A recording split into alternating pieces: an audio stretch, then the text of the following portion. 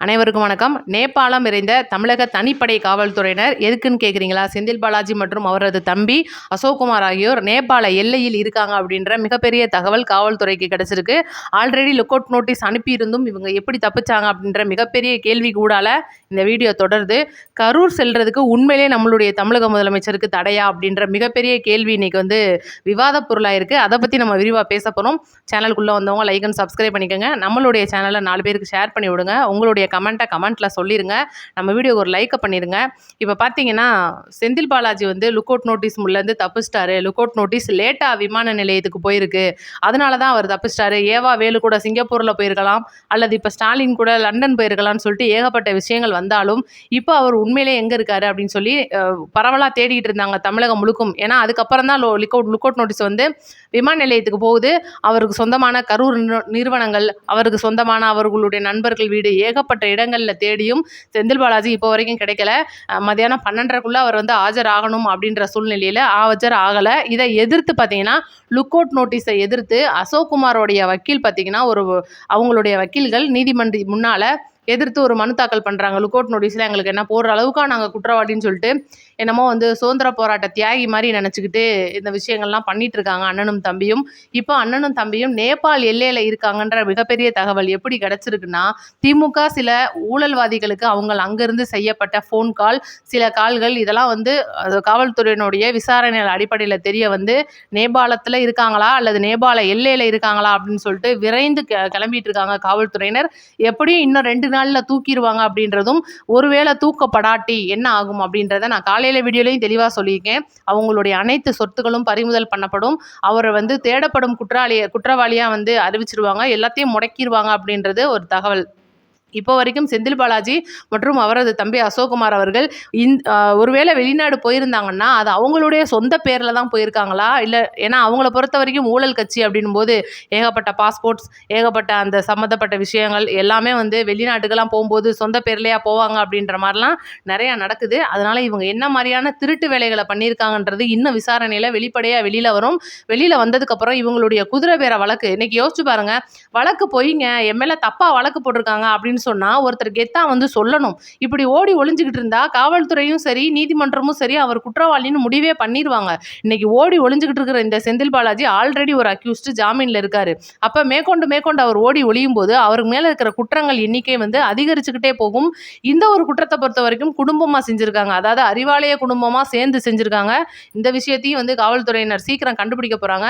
இந்த ஒரு நிலையில தமிழகத்தோட பட்ஜெட் 22ஆம் தேதி அல்லது ஆகஸ்ட் முதல் வாரத்துல நம்மளுடைய தமிழக அரசு தாக்கல் பண்ணுறதா இருக்காங்க. இதுக்கு ஊடால இந்த பார்ட்டி ஃபண்ட் விஷயம் அப்படின்றது மிகப்பெரிய அளவில் உருவெடுத்திருக்கு அப்படின்னு சொல்லணும். எப்போ நம்மளுடைய முதல்வர் பார்ட்டி ஃபண்ட் அப்படின்னு சொன்னாரோ அப்போ இருந்து உதயநிதிக்கும் சரி ஸ்டாலினுக்கும் சரி மிகப்பெரிய அளவில் கோபம் வெறும் ஒப்பாரி மட்டுமே வச்சுக்கிட்டு இருக்கிற மேடைகளில் கூட கொஞ்சம் சேர்த்து ஒப்பாரி வச்சுக்கிட்டு இருக்காங்க. எங்களை பார்ட்டி ஃபண்டுன்னு சொல்லிட்டாங்களேன்னு சொல்லிட்டு கதறி கதறி அழுகும்போது சில பார்ட்டி ஃபண்டுகள் இன்றைக்கி வெளிப்படையான தன்மையோடைய ஒவ்வொரு அமைச்சர்களுடைய துறைகள்லேருந்தும் வெளியில் வந்திருக்கு. அமைச்சர்களுக்கு ஸ்ட்ரிக்டாக உத்தரவு போட்டிருக்கிறாப்புல, இந்த பார்ட்டி ஃபண்ட் விஷயம் இந்த இடத்துல செய்யப்பட்டிருக்கு, இந்த துறையில் பண்ணப்பட்டிருக்கு, இந்த நிறுவனம் மூலியமாக இங்கேருந்து இங்கே இருக்குன்னு சொல்லிட்டு ஒவ்வொரு பேப்பரையும் சாட்சியா எடுத்து வைங்க. பட்ஜெட் கூட்டத்தொடரில் உதயநிதி முன்னாடி நான் தூக்கி போடணும்னு சொல்லி நம்மளுடைய முதல்வர் ஒரு முடிவு எடுத்திருக்காரு. இதனால பார்த்தீங்கன்னா ஒவ்வொரு துறையில் இருக்கிற அமைச்சரும் சிறப்பாக வேலை பார்த்துட்டு இருக்காங்க அப்படின்றதும், இந்த பட்ஜெட் தொடர்பாக இந்த 2500 ரூபாய் மகளிருக்கு கொடுக்கறது இதை பற்றிலாம் மிகப்பெரிய பரிசீலனையில் இருக்குது. இன்னும் கூட ஏழை எளிய மக்கள் பயணிக்கிறதுக்காக ஏசி பஸ்ஸுகள், இந்த மாதிரி ஏகப்பட்ட திட்டங்கள் கணக்கில் கொண்டு வரதா இருக்காங்க. இந்த ஒரு பட்ஜெட் கூட்டத்தொடர்லையும் இதுக்கு முன்னாடி நடந்த சட்டப்பேரவை கூட்டத்தொடரில் நடந்த மாதிரி பல சலசலப்புகள் நடக்க போது நிறைய ஆக்ஷன்ஸை நம்ம பார்க்க போகிறோம் அப்படின்றத நான் சொல்லிடுறேன். அடுத்து கரூர் விஷயம். இன்னைக்கு நம்மளுடைய முதல்வர் 10ஆம் தேதி கரூர் போகிறாருன்னு புசி அனந்த் அவர்கள் அறிவிச்சாரு. ஏகப்பட்ட விஷயங்கள் இன்னைக்கு ஆதவுக்கு எதிராக திரும்பி இருக்கு. மேடைகளில் இன்னைக்கு ஆதவ் அர்ஜுனா அவர்கள் ஒவ்வொரு வார்த்தையில் பேசும்போதும் திமுகவை மட்டுமே குறை சொல்லி பேசிகிட்டு இருப்பாரு. அவங்க தான் காரணம் இருந்தாலும் கூட நேருக்கு நேராக ஆதவ் அர்ஜுனா அவர்கள் பேசிக்கிட்டு இருக்கிறது இன்னைக்கு திமுகவினரிடையே என்னடா அது நம்மளை மட்டுமே சொல்கிறாப்லையே, நம்ம நிறைய பேரோட சேர்ந்து செஞ்சோமே, நம்மளை மட்டுமே ஒரு ஆள் குற்றம் சாட்டுறாப்லேன்னு சொல்லி தப்பாக நினச்சிக்கிட்டாங்களோ என்னமோ தெரில.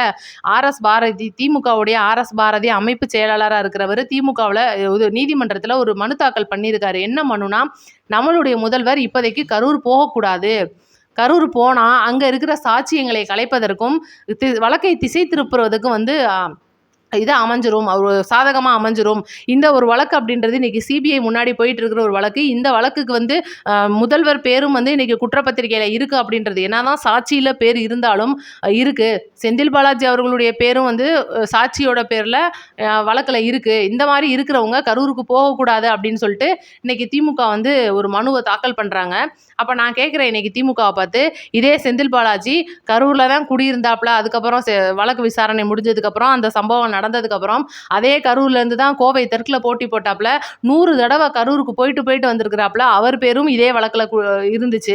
அப்போ அவரெல்லாம் போகும்போது சாட்சியை மாற்ற மாட்டாரு, இந்த மாதிரி பண்ண மாட்டாரு, வழக்கை திசை திருப்ப மாட்டாரு. தமிழக முதலமைச்சர் போனால் மட்டும் எல்லாம் பண்ணிடுவாரா அப்படின்னு இன்னைக்கு நம்ம திமுக பார்த்து கேட்போம். ஆனால் அதுக்கு முன்னாடி பார்த்தீங்கன்னா நாளைக்கு இந்த மனு விசாரணை வந்து வருது. இந்த மனு விசாரணையின் அடிப்படையில் இந்த 2 அமர்வு நீதிபதிகள் கொண்ட ஒரு குழு வந்து இதுக்கு என்ன ஒரு விசாரணைக்கு வந்து பதில் கொடுக்குறாங்களோ அதை பொறுத்து தான் நம்மளுடைய முதல்வர் வந்து போறார் அப்படின்ற ஒரு தகவல். ஆனால் பார்த்தீங்கன்னா 100க்கு 100% நம்மளுடைய தமிழக முதல்வர் கரூர் போறார் அப்படின்ற ஒரு தகவல்.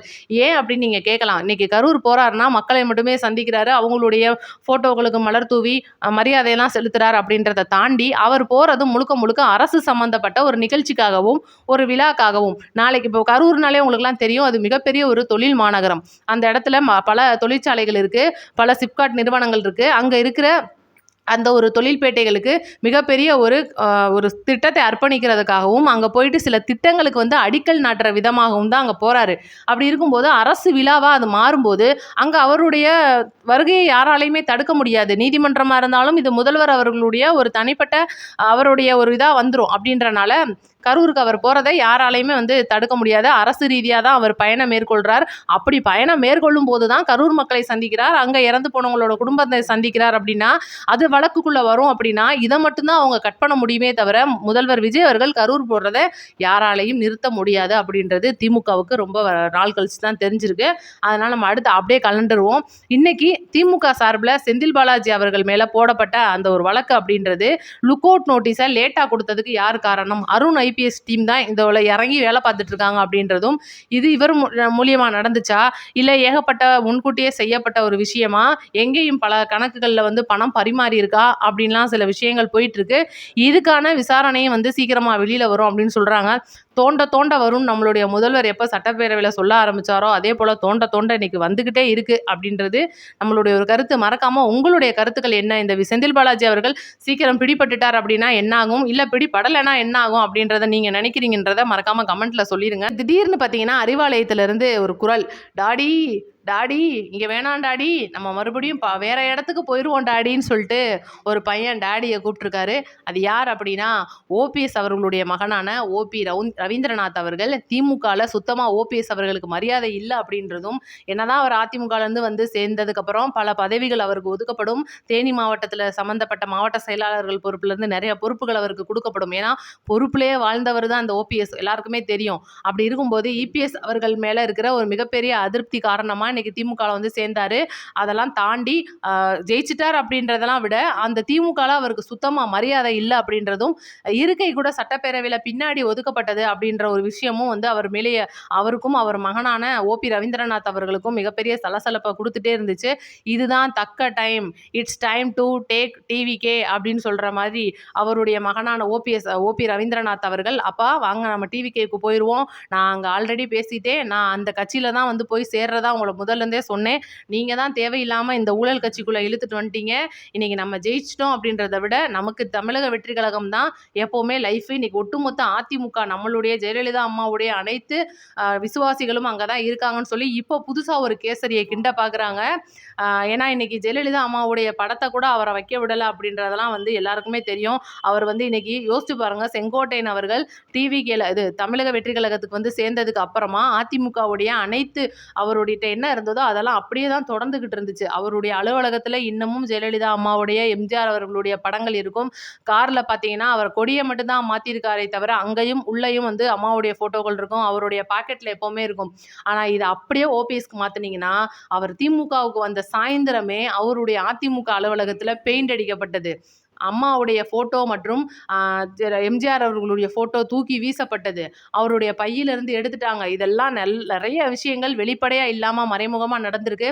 இந்த திமுக கட்சியால அப்படின்னு சொல்லிட்டு அவங்களுக்குள்ள சில விஷயங்கள் பேசிட்டு இருக்காங்க. கண்டிப்பா இதுக்கப்புறம் நெறைய மாற்றங்கள் இருக்க போகுது அப்படின்றதும், இந்த குதிரை பேர வழக்கு அப்படின்றது இன்னைக்கு பிஜேபி கையில மிகப்பெரிய அளவுல வேகம் எடுத்து போய்க்கிட்டு இருக்கு அப்படின்றதும், என்னதான் இந்த தேர்தல் ஆணையம் பண்ண போறாங்க. ஏன்னா திமுக கோடிக்கணக்கான பணத்த மக்கள்ட்ட குடுத்தாங்க. இத நம்ம கண்ணு முன்னாடி பார்த்திருந்தோம். ஏகப்பட்ட சாட்சிகள் இருக்கு. அப்பலாம் தெரியாத இந்த தேர்தல் ஆணையம் சில பேர் மட்டும் சொல்ற ஒரு விஷயம், அந்த குதிரை பேர விஷயம். இன்னைக்கெல்லாம் திருமாவளவன் அவர்கள் தக்க பதிலடி குடுத்திருப்பாரு. "ஏப்பா நூத்துக்கணக்கான கோடி அந்த சோபால தான் தூக்கிட்டு வரணுமா? ஏன் நாங்க வேற எதுலயும் தூக்கிட்டு வந்திருக்க கூடாதான்னு" சொல்லிட்டு திமுகவ நறுக்கு நறுக்குன்னு அவரும் கேட்டு தான் பார்க்குறாப்ல. ஆனா பாருங்க யாருக்குமே சூடு சொரணை எதுவுமே இல்ல. இத பத்தி நம்ம கவலையும் படக்கூடாது. குதிரை பேரத்த பொறுத்தவரைக்கும், எதுக்கு நாங்க குதிரை பேரம் பண்ண போறோம்? அந்தந்த குதிரை பண்றவங்க இதுக்கு முன்னாடி பண்ணுனவங்களுக்கு தான் அத பத்தி தெரியும். எங்களுக்கு இதெல்லாம் தெரியவே தெரியாது. கூவத்தூர்ல நடக்காதத விடவா இப்ப நடந்துற போகுதுன்னு சொல்லிட்டு நெறைய பேர் பதிலடியும் குடுத்துட்டு இருக்காங்க. ஊடால பார்த்தீங்கன்னா, நான் குறுக்க இந்த கௌசிக் வந்தா அப்படின்ற மாரி நயினார் நாகேந்திரன் திடீர்னு உள்ள புகுந்து, "கரூர் விஜயத்துக்கு விஜய் தாப்பா காரணம். நான் அப்படித்தான் சொல்லுவேன்" அப்படின்னு சொல்லிட்டு இன்னமும் மேடையில கத்திக்கிட்டு இருக்காரு. அண்ணாமலை ஒரு பக்கம் பார்த்தீங்கன்னா, 1 வருஷம் டைம் குடுங்கப்பா அப்படின்றாரு. என்னதான் இருந்தாலும் பாருங்க, வி த லீடர்ஸ்ன்ற அமைப்ப ஆரம்பிச்சு, நான் நேருக்கு நேரா போட்டிக்கு வர்றேன் அப்படின்னா கூட, இன்னைக்கு தமிழக அரசுக்கு 1 வருஷம் டைம் குடுங்க அப்படின்னு அவ்வளோ சீக்கிரம் யாராலயும் சொல்ல முடியாது. அதுக்கும் ஒரு நல்ல மனசு வேணும் அப்படின்றதும், அண்ணாமலை அவர்கள் அவருடைய அரசியல நம்ம இனிமேல் பொறுத்திருந்து தான் பார்க்க போறோம் அப்படின்றதும் முழுக்க முழுக்க அண்ணாமலையோடைய குறி பார்த்தீங்கன்னா இளைஞர்கள் அப்படின்றதும் தெரியுது பார்த்தாலே. பார்ப்போம். செந்தில் பாலாஜியை எப்படியும் இன்னைக்கு நைட் அல்லது காலையிலேக்குள்ள காவல்துறையினர் தூக்கிடுவாங்க அப்படின்னு நான் நினைக்கிறேன். நீங்க என்ன நினைக்கிறீங்க? நம்மளுடைய காவல்துறையினோட வேகத்தை பத்தி நீங்க மறக்காம கமெண்ட்ல சொல்லிருங்க. நம்ம வீடியோ 4 பேருக்கு ஷேர் பண்ணுங்க. நன்றி, வணக்கம்.